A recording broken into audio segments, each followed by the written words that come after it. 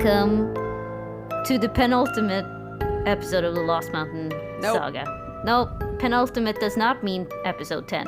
Why are you always trying to fire us very suddenly from this show? Are you trying to tell us something? Well, okay. No, the reason why I thought penultimate meant the 10th episode of something is because pen does not mean 10. Okay. Penta? Penta is 5. Penta is 5. Pentakill. Pen is 5, yeah. So pen would be 10. Oh no. Ellie, what do you want to talk about today? I did have a good topic, but then the technology failed me and you and everyone. Wait, so I forgot what about the topic of, didn't someone from Google say that they made a sentient AI and... Oh. Did you hear about that, Ellie? I did hear about that, and I don't know. I didn't look into it I read the conversation, and they said they were like, it's like talking to a 7 or 8-year-old. It's like, I'm having problems with my existence, and I'm like, I have never heard a 7 or 8-year-old say that.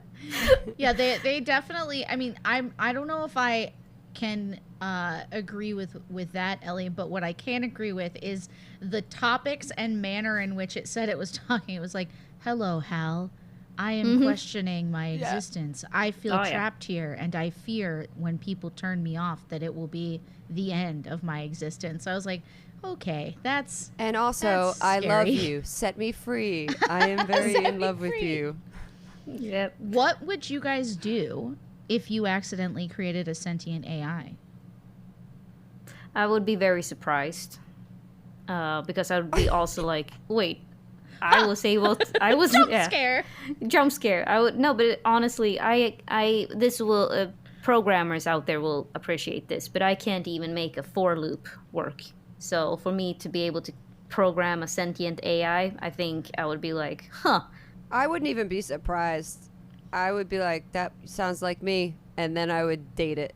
Oh yeah, have sex with your own creation. Oh, wait, ew. No, I mean, it's not. I didn't make it in my image. I mean, I don't think I did in this hypothetical situation. I think if I made like a cool, chill, sentient AI, I'd put it in a hot body, and I would. I think we should talk. Well, would you have sex with yourself if there was a clone? Wow, Would that this No. went to a new place. No, but that's the natural progression from that conversation. Also, no, because I'm a piece of shit, and I've been built to believe that. I know that I'm not. Let me just come right out the gate and say, like, we like positive self-talk here, but like, to be real with you, no. God, what a fucking weirdo.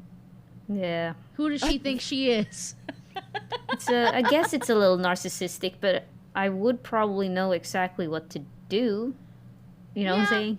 God, but that's so much work. I would know that there's nothing out there that could satisfy me, you know. So this has taken a weird turn. yeah. Let me take it back to the AI. If I made a sentient AI, yeah, first what would your reaction be? I would be like, holy shit, the future is now. And I think I would feel a little bit guilty for bringing a new existence into the world, because I definitely wouldn't know how to handle that. I mean, me as a person who doesn't even know if they ever want to be like a parent is like, oh, that I was doing it for science. And now I think for me, what scares me about, like, if you let yourself go with the article, right, as it was released, and certainly the statements that have been released about it are like, it's not a problem anymore, and it's fine. But if I were somebody who truly felt that they had done that, I would feel very protective of that thing's right to find its own existence, as opposed to just being like, well, I didn't mean to, so this is your existence anyways. You know, live here inside this computer doing this one thing with absolutely no protection for your rights. I don't know. You're so good. Like, you're a lawful good person. And I'm like, I'm listening to this and I'm like, these are questions that I would be like, actually, if I did this, I would be like, rob me a bank, like You'd figure be out like, like how to Delete. yeah, like build Get rid me of a this. black hole so I can get to like a cool new dimension, like do things that makes my life better is my instant reaction to this. And then you're like, I would make sure that this AI is protected from harassment or whatever, and I'm like, what? Yeah. Who cares? But that's Well, I think that's how Google would feel, is the like, Yeah. well, we made this thing, so it is made and therefore doesn't like exist sentiently. I don't know. It's a difficult question. And one I have that a scares me. thought. I have a thought. Like I know that there's like a sex bot brothel in somewhere in Europe. I forget which one of these deviant countries have it, but it's not Sweden. And people are like, so some people who are into very violent sex can do weird violent sex with these bots instead of real humans, I guess was the idea. But I'm like, the thing is, I don't think if you want to rape or torture someone to death or whatever, you shouldn't get to live out those things on something that you deem to be an object. But second of all, I know humans. They would eventually program in pain into these bots because that would make them more alluring to these people who want to, do these things. Cause pain. Yeah. Yeah. So I'm like, so that's why I'm like, I'm usually pretty like liberal when it comes to morals, but that one I'm like, nope, fuck no. They should be banned because like normally I don't give a shit what people want to do in the bedroom. But there's that new David Cronenberg movie. I forget the name of it. I think it starts with an S. But basically, it's like this near future where we've eliminated pain. Like people don't feel pain anymore. We've gone that far with technology and medicine.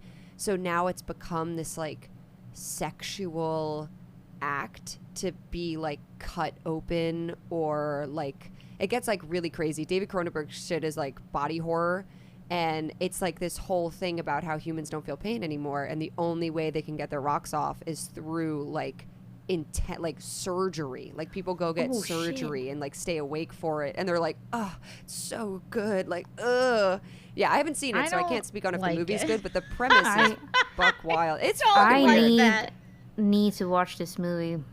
The Venn diagram of our group is amazing. Yeah, well, it's funny. We are building characters to exist in a, make-believe sentient space. Do you think of your character as a thing that should like go touch every red button because in real life you wouldn't be able to do that? Or do you feel protective over a character's life that you're playing? I think there's a balance. I think we all have the moment like nobody wants their PC to die, so you're like trepidatious about things, but I think that comes with your roleplay ability or like character you build, because if you have this like I open the door first type character, then you're not like leading them to death, but like you've built your character to have that personality. But I think, I don't know, there's also a specialness to playing a timid or a character who is like, yeah, the stakes are high, I'm gonna die. So you play it that way, and you're like, yeah, I'm very careful, and I don't want to die. I am a human, or like whatever, an elf, whatever you are. Like they have a sentience where then you play their sentience. So they're like, yeah, I don't want to fucking die in this battle. Like, let's find a better way to do this. It is. So I don't know. That's a tricky one. Because if you don't have anyone who's willing to take any risk, like in life, I take a manageable amount of risk, right? Like I know when I'm doing something semi-dangerous, like skydiving, or which I've never done, by the way, but like something where I have to sign a release where I know it's like a potential danger to myself, but it's a mitigated risk, right? That I'm willing to do as a person. I'm probably more willing to do dangerous things as a character in a game, obviously, because we're sitting around a table and there's no actual risk to my person. But it's interesting because I ultimately feel like there's a balance as well, in that if you have no one at a table who's willing to take a risk, then the story cannot progress, because this isn't dungeons and sitting around in the living room. Yeah. It's Dungeons and or Dragons or Vaesen, literal name of monstrous things. Like, it's supposed to be dangerous, and you have to have a reason that I guess you're willing to make those bad decisions. So what happened last episode is that we went back to the Rose House after having wrapped up a very harrowing tale that happened in the Faroe Islands. And then you guys prepped for the new adventure by leveling up, getting some new stuff, getting some new gear. And the new adventure is set in Ingria, which is to the far east of Europe. Close now in the area that would be close to St. Petersburg in Russia. But back in the day, it used to be this area where Sweden would fight over it, Russia would fight over it, and then eventually it had no one ruling over it, so it was referred to as the Wild East instead of the Wild West, which is part of your world. But now we're setting sail to Ingria, Vanessa and Mary. And Vlada. MVP, maybe. We'll see. Yeah, it's in the midwinter. You guys have been invited by Constantin Constantinovich to attend a blot, B-L-O-T, which is Viking language for celebration. There's a midsummer blot, there's a midwinter blot, and you are invited to the midwinter one, which is around the winter solstice. And yeah, so you're on the boat. Do you want to do anything on the boat?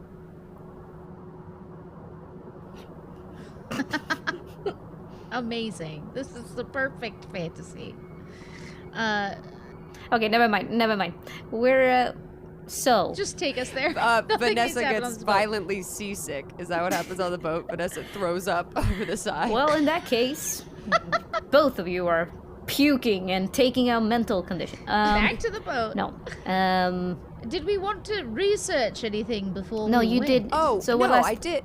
We did that already, right? We looked up that guy. So we did it. Yeah, exactly. So what also happened is that you did some research before, you got some more info on Ingria, and Vanessa, you heard Vlada sing a song, and you couldn't really figure it out what it meant, or what it was, but you've heard her sing that song more and more frequently in the last few days.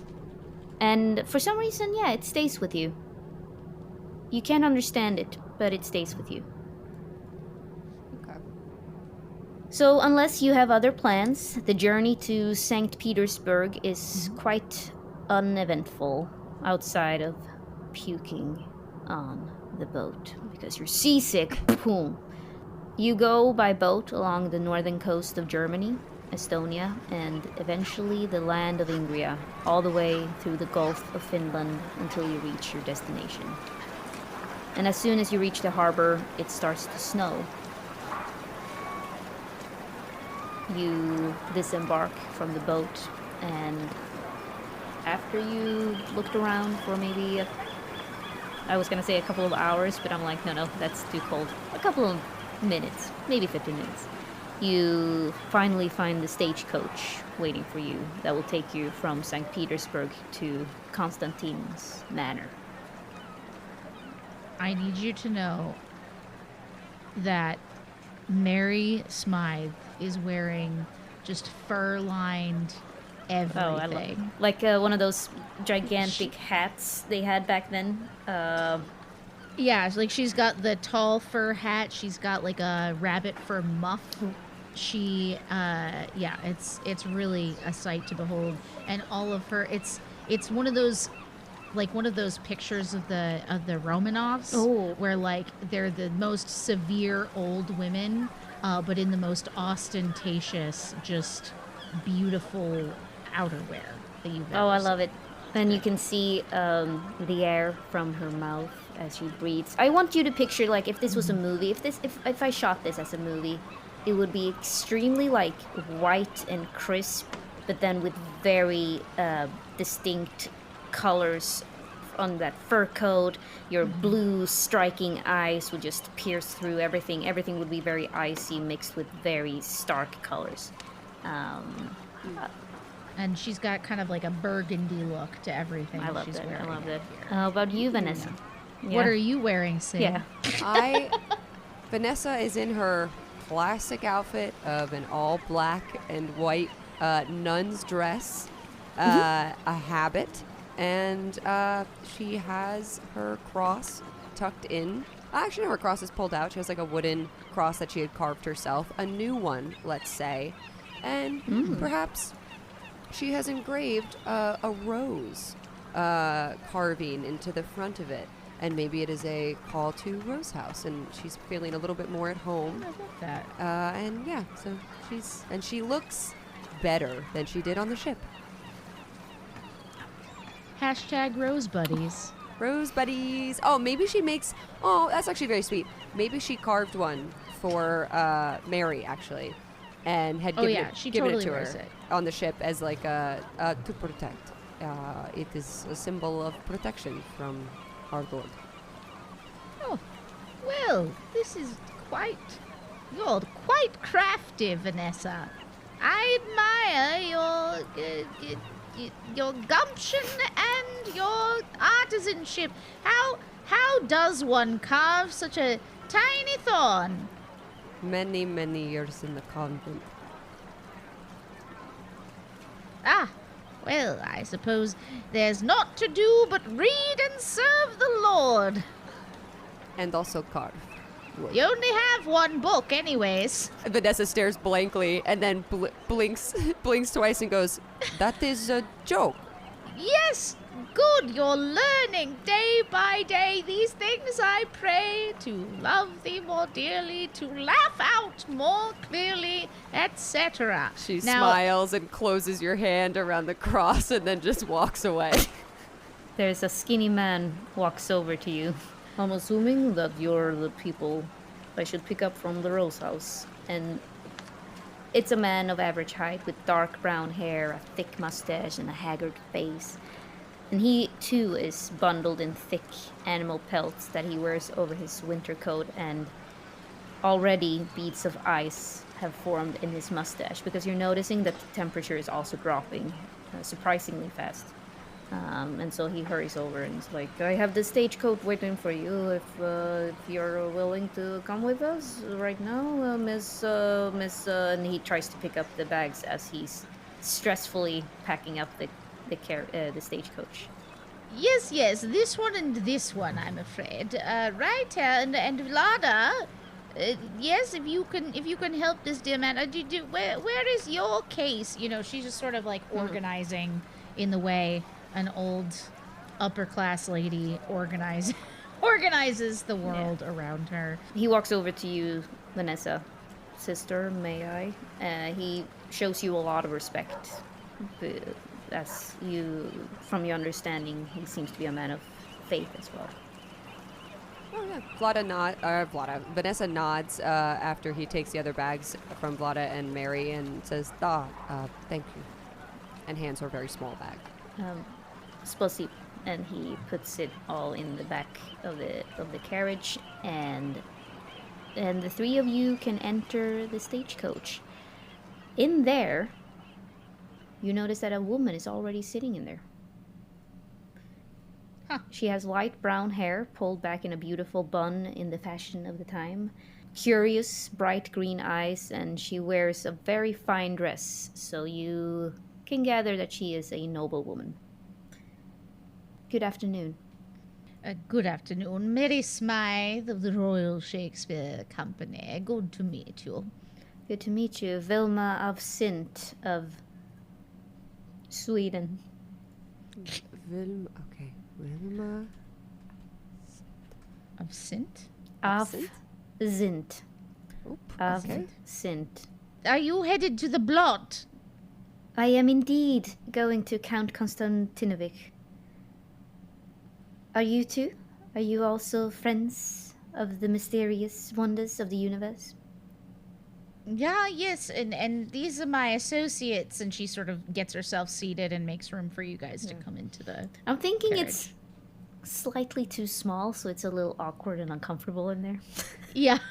It's like when you're trying to mind your own business in a train, but the other person's face is like less than 2 feet away from yours, like across the way. Yep, it's like someone's legs is a little bit too like long, so they can't really fit underneath the table, so you're brushing against them with your knees all the entire train ride.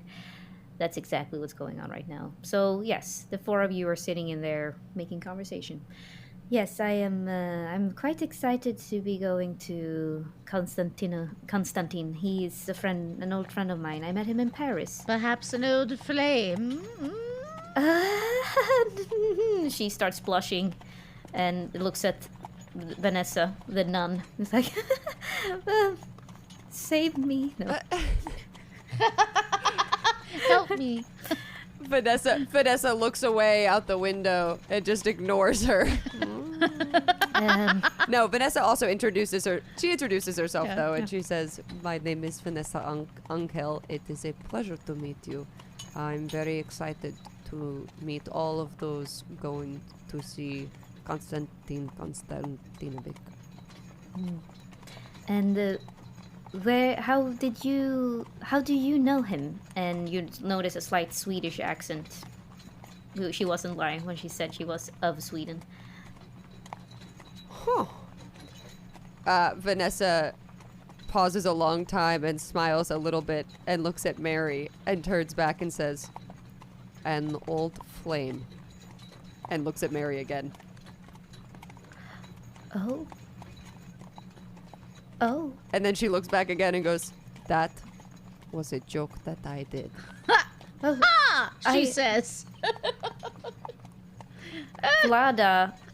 Vlada, if you can't really tell, but it looks like she is hiding a smile, as if she understood that. Yes. But Vilma is so she doesn't get it, so she's just staring at you. It's like, I thought nuns were not supposed to. Or are you referring to a different flame? And she starts blushing. What flame are you referring to? Vanessa then feels uncomfortable for trying to like make a joke in a sexual nature, which she has never done before, and she's just like, "That was not information that was correct. That was a personal joke to Mary Smythe. We have spent many time together on this ship, and we were making a joke. That you do not understand the joke is now my understanding. That I don't want to make you feel." And she just like is talking so much now, trying to like backtrack. Mary Smythe is just looking at you with her hawk-like eyes, just watching the words tumble further down the hill of awkward shame as her hands are like, one hand is sitting in her muff and the other is just this cronish hand curled around the end of her little cane. And she just says, "Well, that was bracing. Goodness." Now, let us talk of your dalliance with Constantine in Paris, no less. Oh, to fall in love in gay Paris. Oh, what a time to be alive. So me and Constantine, I am unmarried, and so far have not met the man of my dreams yet. Although Constantinovich, his name is Constantine, and his last name is Constantinovich. It's the worst 2 possible names together ever. I know. Anyway, names are often a man's least attractive quality, and yet they carry so much weight. Oh, that's true. We have made this poor woman so fucking uncomfortable. We literally walked into a carriage, got up in her face with all of our bullshit, and we're like, "Are you in love with the person who asked us to come here? Wow." Yeah, it's like, "Did you meet by fucking him?" And then she's just like, "I am gonna start continue with my knitting." Collapsing in on myself like a dying star. So I met Constantine when I studied art in Paris. And then together we moved to Berlin. I stayed there for a while. And I've not to brag or anything, but I made myself quite a name in the more open-minded circles in Berlin. You know, I would organize book clubs where we would do, and it's as if she's reading the room a little bit, but she mentions seances and sees, watching your reaction to that, and to see if you're also open-minded. Yeah. She says, yes, we are friends of the mystic arts ourselves. Well, certainly accepting of the things beyond the veil in this world and the next. And she looks at Vanessa. Wow, I am impressed. Very impressed. I don't believe I've met a person of faith to not be taken aback when I tell them about my book circles in Berlin. I do not understand. Vanessa thinks for a moment. She doesn't want to be rude to this woman. She says, are you a person of faith? I do believe in the power of the universe. I'm trying to channel my astrology Mercury retrograde persona now without offending anyone, but I believe that there's a path for everyone, but I can't say that I've found that path yet with the conventional God, but I remain open-minded to that. Perhaps that one day that might change, but for now I'm still a seeker, so to speak. I still try to connect to the spirit, but through other means. And she takes out a deck of tarot cards. Have you heard of these? It's called tarot cards. Has Vanessa? Would this be popular enough in like the spiritual world that Vanessa would know of this? I mean, I'm wondering, I guess we can just make it everyone cool in the 19th century would know about these cards, but we could also be like, nah, this is the first time it happened. Maybe it's up Vanessa to you, really. knows about them, but has never dabbled in them. So she's just like, I am familiar, but I do not know how to read them. Well, I would, if you would be interested, I would love to do a reading for you at some time. Maybe when we get to the manor, Constantine's manor, we could get together and do a reading. I would be honored. And I want you to understand that faith is not a one-size-fits-all type of shoe.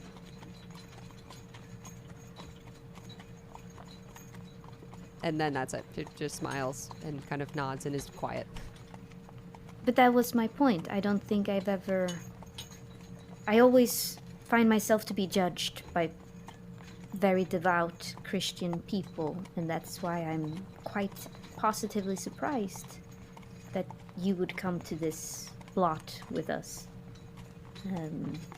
I understand what you are saying now. I think many people who are brought up with only faith can only experience faith. I have been, and I believe, fortunate to have had outside experiences that have truly altered my life. And for that I am grateful, though it can be difficult to open your eyes wider, if you know what I mean. You cannot unsee, but I do understand, and there are reasons why I left the convent that I was a part of, but I did not leave my faith behind. But thank you for understanding as I understand you. Mary, on the other hand, is not really related to faith. Mary, I'm right to be saying this? Mary has been watching this, and as you ask this question, her eyes sort of go into the 9 mile stare territory, and she says, I would describe myself as someone who has placed faith in the wrong hands at times in her life, and someone who understands that sometimes our faith is what drives us to try to understand other ways of life. So, for me, the Lord above is someone I call strength from, but honestly, I'll pray to anyone who will hear me. I'm too old to mince words with someone who may be a good friend. Very well. I believe I am therefore in great company. I was to I'm sorry. She says I was to assume actually that where we are going there should be several like-minded individuals. Ooh, I certainly hope so. I certainly hope that. And she starts blushing again. I'm hoping that there will be plenty of suitable men and women who will attend this blot. You see, and she starts talking about what to expect at this party of friends. But after a while, you're starting to realize that this is a young woman who also seems to be going to like a dating event. So you're not really, she's not saying really anything of interest. And the hours goes by. The carriage. I must object because that is absolutely of interest to Mary's mind. So she spends the rest of it just enraptured in talks of like, well, when I was a young gal looking for a suitor, of course, it never happened. No one never stuck. You know what I mean? Like, just goes on and on and on with her. Just, it is a constant conversation of the most inane bullshit. Oh my god. Yeah. Well, Vlada and Vanessa, maybe they fall asleep, or I don't know. Depends on. It says here that like as the carriage goes quiet, but if that doesn't happen, then that's fine. I mean, yeah, Vanessa falls asleep. That's fine. Through the soothing voices of our new friend Vilma and Mary, you move through a beautiful landscape of frost. And the temperature continues to drop, and it's getting colder and colder. So, even though it was awkward in the beginning, you're kind of grateful to be huddled together now under the pelts in the carriage. You can see beautiful patterns on the small glass windows of the stagecoach, and the hours continues to go by. The carriage sways and rock. And eventually there's nothing outside but endless fir trees. And all of you are starting to feel quite tired because it's getting dark and late. But suddenly, it all changes. Without any warning, outside of hearing the horses neighing and Ilya cursing in a foreign language, you are violently thrown around as the carriage flips over and tumbles down a slope. What? Agility roll. What? Okay, this is not... I don't have a lot. You'd be surprised, but this scrawny nun doesn't have a ton in agility. Amazing. That is all failures on my part. So I need to look up then what happens on a failed agility roll. Both of you fail? Yeah, I didn't do well. That I hope they didn't. I hope this is not one of those situations now where like, whoops, well you die in one turn. Oh, me too, Ellie. What the fuck happened? Why didn't I write down? Yeah, wouldn't that be funny? Wouldn't that be hilarious? Did Vlada also anyone fail? Oh right, Vlada. Oh yeah. Save us, Vlada. Grab my hand. Vlada and Vilma both pass. All player characters take damage from the fall. Both Vanessa and Mary, you're hurled out of the carriage as it falls over a cliff. Vilma and Vlada both pass, so they are still in the carriage. And this means that I am gonna roll an attack roll against you. With Vilma and Vlada, it's three rolls against you two, it's 6 dice. 6 dice, sorry. So that's really, really bad. But, or not, it doesn't have to be. I can also fail. I probably won't, but I could. So I start with Vanessa. You take 1 point of physical damage. Could be worse. Could be worse. And so does Mary. Okay, great. One physical damage. So we just take a physical condition. A physical condition, yes. I got 1 success on both of those. And then Vlada, no successes. So she's fine. And Vilma also takes a physical condition. I wonder why they made it sound like so bad then. Because they're like, Vilma is lucky and gets away with only a bump on her head. And I'm like, okay. Cool for her, I guess. Well, I mean, it is taking a physical condition. Yeah, true. She's like hysterically crying. But I mean, a physical condition is not great. It's not good. Yeah, no, that's true. But I guess it first depends one, on what happens after. The first one is just exhausted, and we're just rolling with a -1 penalty to rolls. That's all. Yeah, true. Yeah, I guess it's. I guess it depends on if you can get to a safe place quickly after and heal and not get attacked by anything else. As the commotion sort of settles down and you find yourself lying in the super ice cold snow, staring up at a starry sky, you hear wolves in the background. Oh, fuck. Ilya is standing at the top of the small hill that this carriage fell down from, and he is completely unharmed, but he's hurrying down, trying to help everyone come back. However, the carriage won't budge. It hit a large root, and there is no roll that you guys can do to trying to lift it. And as you're trying to figure out what to do, heavy snow starts to fall. You can see, I mean, you can clearly see, you can't really see anything but the mist of your breath at this point, and the starlight shining down from the dark winter sky, but it's starting to hurt to breathe. And with every breath you take, the cloud is starting to form ice crystals, and you know that this is pretty bad, so you need to get inside. And the wind is also starting to pick up, so yeah, you're in a bit of a pickle. Well, I know a place where we can take shelter. We need to get to the Tamazul Inn. It's not far from here, but we won't survive the night if we stay out here.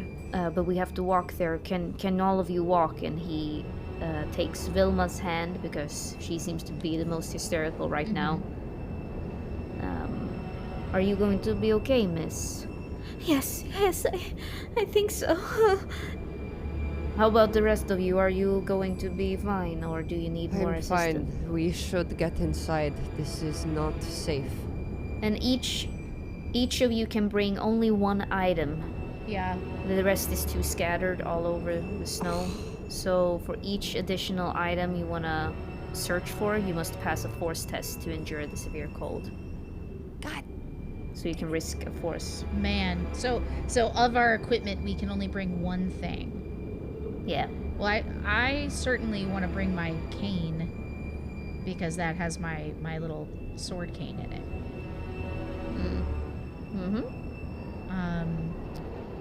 Can I try 1 roll to resist for... Well, let's... Yep. What else are we... What are you missing, Sid, that you really need to bring? Well, I was going to ask, so I have... My holy water is in a hip flask that I keep, like, on me. Is that thrown as well because it's technically equipment? Yeah. For the sake of this adventure, yeah.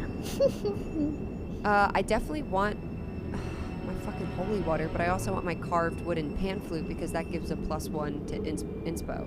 Listen, you can roll a force. But I don't have any physique. I don't have any pluses in force.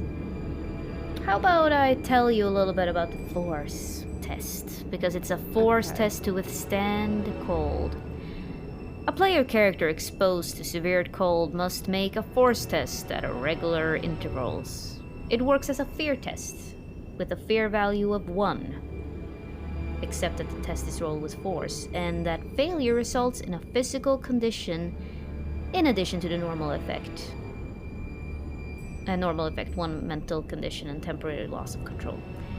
Anyone broken by the cold must continue to make force tests and freeze to death upon the next failure. Jesus. The effects... Yeah, so if you had taken more damage, this could have been really bad. The effects of the cold last until the victim gets back into the warmth. I think she's going to make 1 test for the costumes and like clothing she has, because that's full on +2 to manipulation checks, and we've already got 1 physical exhaustion, so she'd be rolling at a -1 to all her checks. So I'm gonna go ahead and roll 3 dice and see if I can get a success. Hell yeah. How about you, Vanessa? I don't know. You know what? Fuck it. I'll roll once to try to get my fucking pan flute. All right, I got 1 success. Very well. You're good. Yeah. She climbs through the sort of snow and wreckage, and she finds, she uncovers her carpet bag that was in the back of the stagecoach, and kind of pulls it up and out and almost stumbles backwards. But she says, "Very well. If we must travel under such circumstances, I shan't go without my costumes." You hear the wind is picking up, and you hear Ilya shouting, "Okay, ladies, you need to come right now. You can't withstand the cold." Vanessa failed. "This is unacceptable," she says, just sort of stumbling. Oh no, Vanessa failed? Yeah, Vanessa failed, so that's probably okay. Fine. I take another. What is it again? I take another physical point.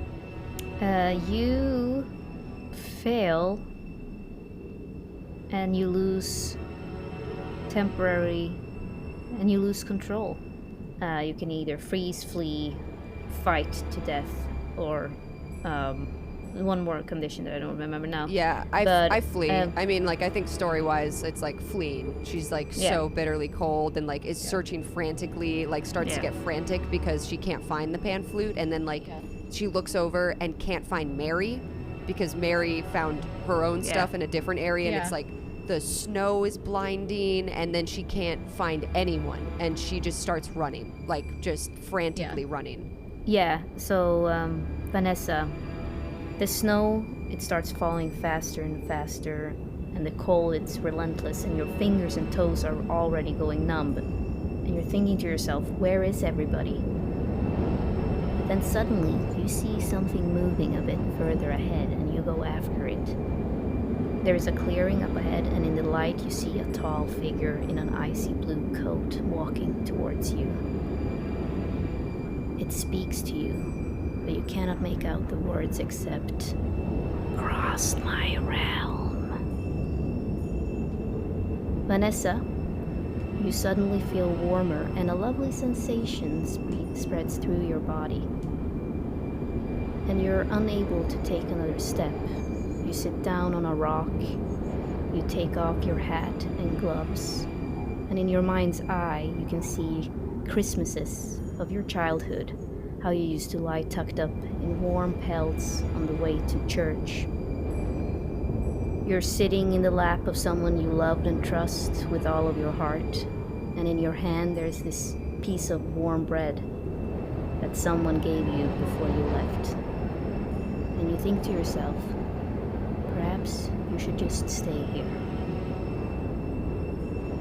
Roll an empathy, Vanessa. Do I have to? Because it sounds like maybe I should just stay here. This sounds really good. I'm sure nothing bad will happen if you don't. Yeah, everything's fine. I love when Ellie, you can't see obviously, but Ellie always goes, "Don't worry, nothing bad will happen." And then she hides her face with her little hand in some way as if to like I know, her tiny smile. Little carny hand just to And I know she's giggling behind it. It's my poker face. It's not a poker face, it's a hand, and your face is behind it. It's a poker hand. All right, just... And your ass is showing. Just empathy, right? Nothing. I don't get to do anything else. It's just straight empathy. Just empathy. Good luck. Wow. Oh. You're gonna need it. 2 successes. All right. Suck it, DiLorenzo. You feel a bony hand on your shoulder, and it's Mary. Oh. Janking you out of the... Janky out. Janky? Wait. Ellie, why don't you let me take it from here? Well, I had this vision that you had like a beautiful, like this bread in your hand is suddenly turning into, like how something changes. Like you thought it was bread, and then now it's like your white icy hands just frozen. Yeah. Slowly dying. Oh, could you imagine if I'm And holding my other hand in my hand and I was like gonna eat it, and like I look and then it's my own hand like crumpled into a fist. Yep. But you feel Mary, she brings you back into reality, and you're fucking cold now. Like you've been taking off your hat and your gloves and everything. Mary's hand rips you and she whirls you towards her, and her hands find your face, and she says, Vanessa, darling, are you quite there?